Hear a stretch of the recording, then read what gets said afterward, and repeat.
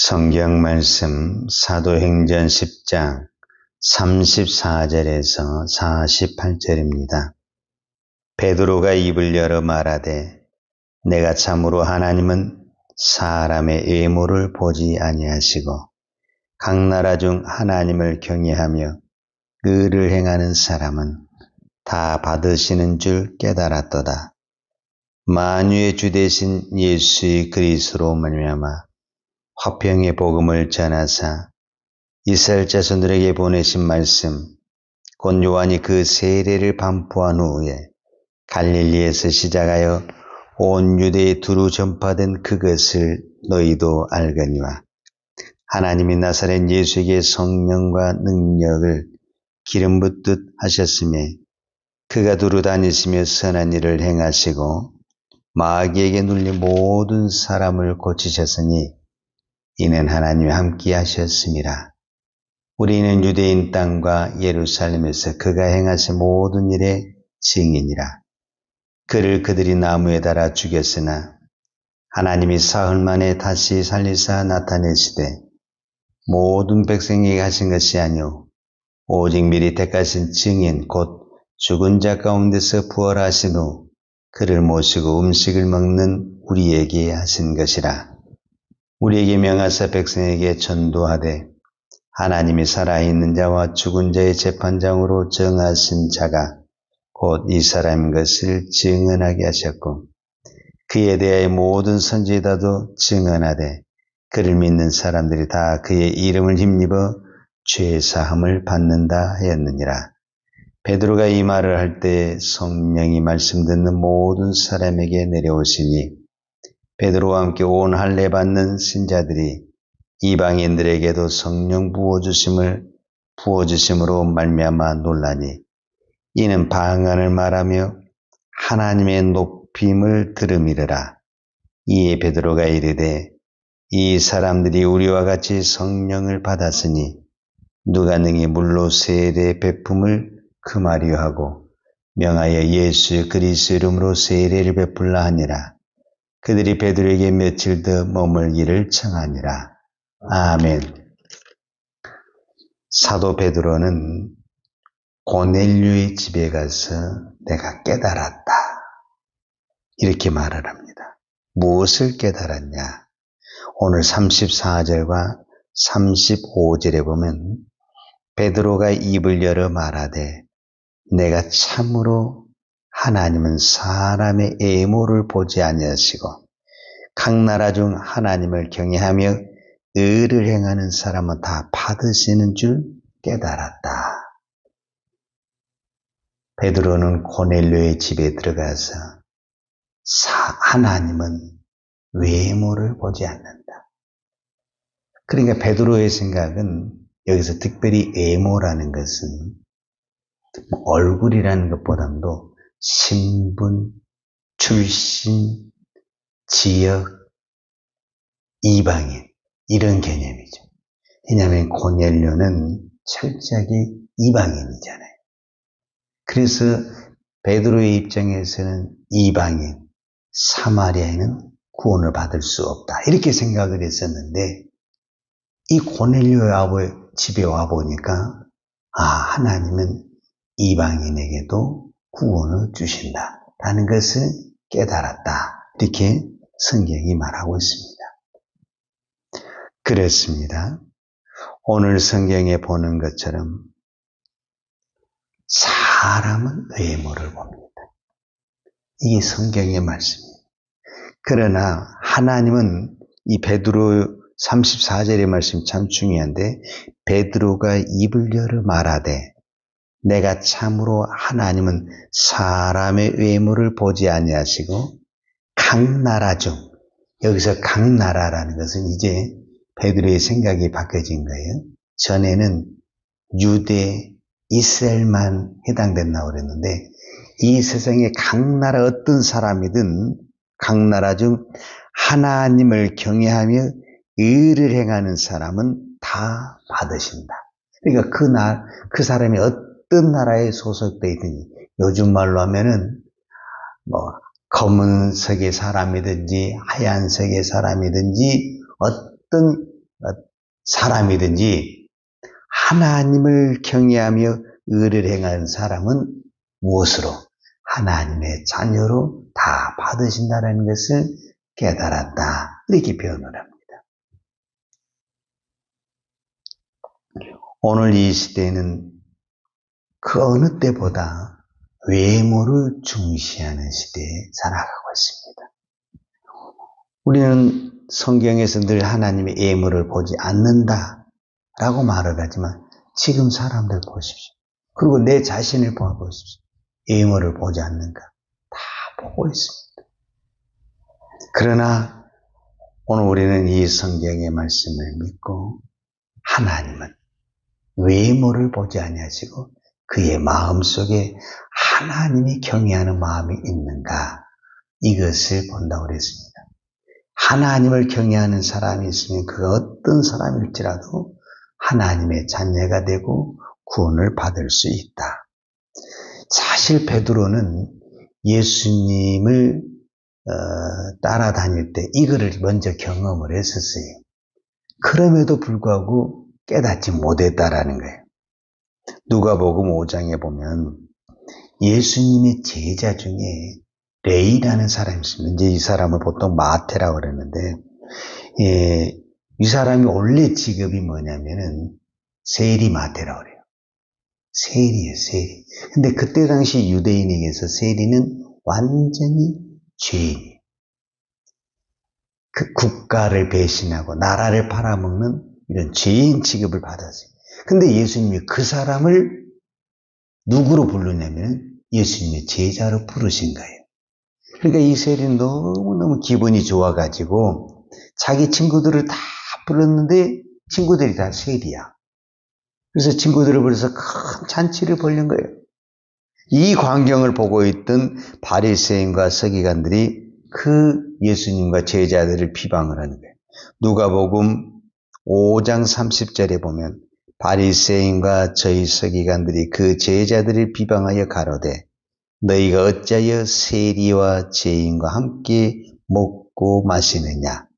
이 소리를 들은 예수께서 대답하여 가라사대 건강한 자에게는 의원이 쓸데없고 병든 자에게라야 쓸데있나니 내가 의인을 부르러 온 것이 아니요 죄인을 불러 회개시키러 왔노라 그랬습니다.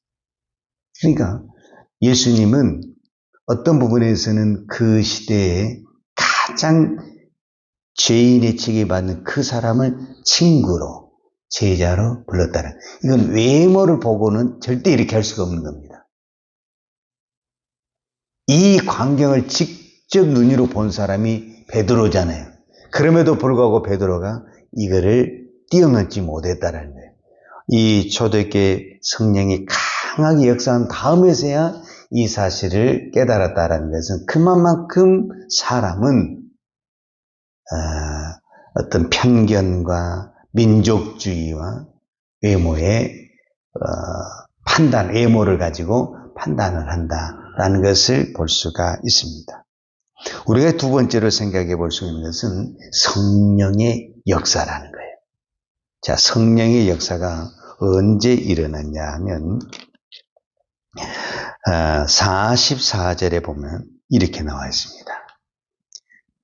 자, 오늘 보면 사도행전 10장 44절에 보면 베드로가 이 말을 할 때에 성령이 말씀 듣는 모든 사람들에게 내려오시니 그랬어요.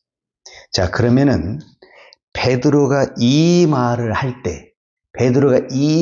때가 언제냐? 오늘 본문으로 34절입니다.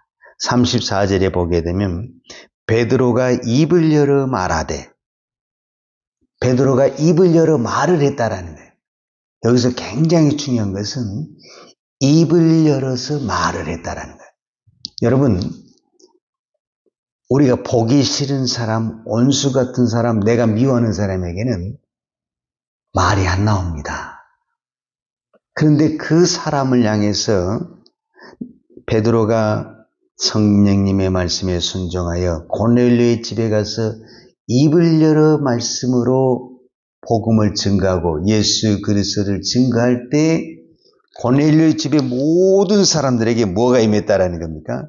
성령이 말씀 듣는 모든 사람들에게 임했다. 이렇게 표현을 하고 있습니다. 성령은 언제 역사하시냐 했을 때, 내가 입을 열어 말을 할 때, 이 사람을 내가 딱 봤을 때 도저히 예수 믿을 사람이 아니야. 그런데 그 사람에게 향해서 내가 입을 열어서 복음을 증거할 때 성령이 그 사람에게 역사하시는 것을 오늘 성경이 말씀하고 있는 것입니다. 그러니까 우리 생각으로 이 사람이 안 될 거에 생각해서 내가 말을 안 하면은 성령도 역사를 하지 않는 거예요. 그런데 내가 아무리 봐도 이 사람은 구원받을 사람이 아니고 교회 다닐 사람이 아니에요. 그런데 내가 예수의 이름으로 복음을 증거하고 십자가의 복음을 증거했을 때 내가 생각하지 못했던 성령의 역사가 일어나서 이 사람이 회개하고 돌아오는 하나님의 역사가 일어난다라는 거예요. 그래서 우리는 누구도 복음을 듣지 못한다든가 구원을 받을 수 없다 이렇게 평가를 하면 안 된다라는 거예요. 우리의 생각, 우리의 어떤 편견을 가지고 이 사람은 교회 다닐 사람이 아니야. 이 사람은 구원받을 사람 이렇게 말을 해서는 안 된다는 거예요. 누구든지 간에 그 사람에게 우리가 입을 열어 복음을 증거할 때 누가 역사하시느냐. 오늘 성경에 것처럼 성령이 그 사람에게 임하셔서 그 사람이 회개하고 돌아오는 하나님의 역사가 일어난다라는 거죠. 그래서 오늘도 우리는 내가 누구를 만날지 또 우리 주변에 내가 아는 사람 이 사람은 도저히 안 될 사람이라고 하지만 그것은 내 생각이고 성령이 역사하시면 로마 사람이든 예수를 믿는 사람 핍박하든 이 사울이든 누구든 간에 성령이 역사하시면 변화시키고 구원받을 수 있다는 것을 말씀해주고 있습니다. 베드로는 이것을 보고 깜짝 놀라게 되는 거예요. 왜 깜짝 놀라게 되냐면 자 44절을 보게 되면 베드로가 이 말을 할 때 성령이 말씀 듣는 모든 사람에게 내려오시니 베드로와 함께 온 할례 받은 신자들이 이방인들에게도 성령 부어주심으로 말미암아 놀라니 그랬어요. 이방인들에게도 성령이 임하구나. 이 사실을 베드로가 보고 깜짝 놀랐다는 거예요. 성령은 우리만 받은 줄 알았어요. 그런데 이방인에게도 성령이 임했다는 여기서 특별히 베드로가 충격을 받은 내용이 어떤 내용이냐 하면 바로 이 부분입니다. 오늘 우리가 사도행전 10장을 어디와 연결을 시켜서 봐야 되냐면 사도행전 2장과 연결을 시켜서 봐야 되는데 그러니까 사도행전 2장에서 마가의 다락방에서 예수님의 제자들이 막 기도하고 있을 때 오순절 성령이 임했습니다. 우리는 그것을 오순절 성령이라고 해요. 그런데 오늘 사도행전 10장에서는 사도 베드로가 고넬료의 집에 가서 하나님의 말씀을 선포할 때 그 마가의 다락방에 임했던 오순절 성령이 어디에 임하게 되냐면은 고넬료의 집에 임하게 되는 것입니다. 이것을 보고 사도 베드로가 충격을 받고 놀랬다 그 말입니다. 그러니까 이 마가의 다락방에 임한 오순절 성령이 유대인에게만 오순절 성령의 역사였다고 한다면 오늘 고넬료의 집에 임한 성령의 이 역사는 이방인을 향한 하나님의 성령의 역사였다라는 것을 말씀하고 있는 것입니다. 이 성령의 역사는 두 가지입니다. 이 성령의 역사, 성령의 충만은 하나님 앞에 기도할 때, 하나님의 말씀이 선포될 때 성령의 충만한 역사가 임했습니다. 기도하는 것, 하나님의 말씀을 증거하는 것 다 무엇으로 하느냐? 입으로 하고 말로 하는 것입니다. 오늘 우리가 입으로 시인하고 입으로 선포하고 입으로 기도할 때 성령이 임할 줄로 믿습니다. 그런데 우리가 입으로 비난하고 입으로 불평하고 입으로 원망할 때 성령이 임하는 것이 아니라 어둠의 영이 임할 수가 있습니다.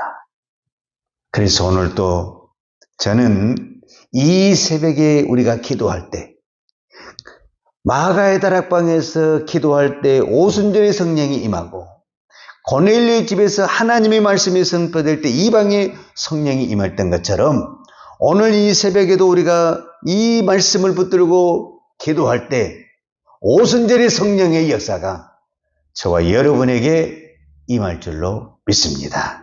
기도하겠습니다. 하나님 아버지 감사합니다. 오늘 사도 베드로가 고백한 것처럼 하나님은 외모를 보지 아니하시고 어떤 사람이든지 하나님을 경외하며 의를 행하는 사람에게 다 성령을 부어주시고 구원의 축복을 주신 줄로 믿습니다. 오늘 우리가 그 은혜를 받아서 나 같은 죄인도 성령을 받고 하나님 앞에 기도할 수 있는 기도의 은혜, 기도의 특권을 주신 아버지 하나님 감사합니다. 오늘도 입을 열어 선포하며 기도하고 입을 열어 하나님의 복음을 선포할 때 성령의 불같은 역사가 일어날 줄로 믿습니다. 성령의 역사가 나타날 때 어둠이 떠나가고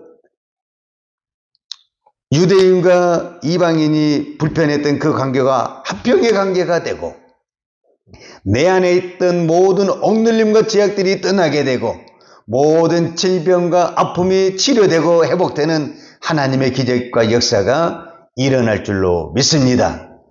오늘도 입으로 선포하는 종들의 기도를 들어주시고 주님 응답하시고 성령의 충만함을 부어 주시옵소서.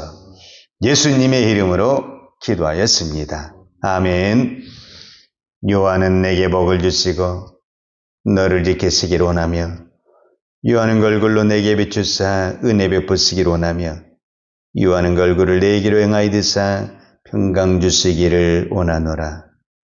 이제는 하나님 우편에서 우리를 위하여 중보하시는 우리 주 예수의 그리스도의 은혜와 아버지 하나님의 무한하신 사랑과 성령님의 충만한 은혜가 오늘도 입을 열어 이 새벽을 깨우며 이 민족을 붙들고 한국교회를 붙들고 기도하는 종들 머리머리 예와 이 나라의 민족과 한국교회 위에 온 열방의 이 생명의 복음을 증거하는 선교사님들 예와 사랑하는 주의 자녀들 머리 위에 이제부터 영원토록 함께 있을지어다.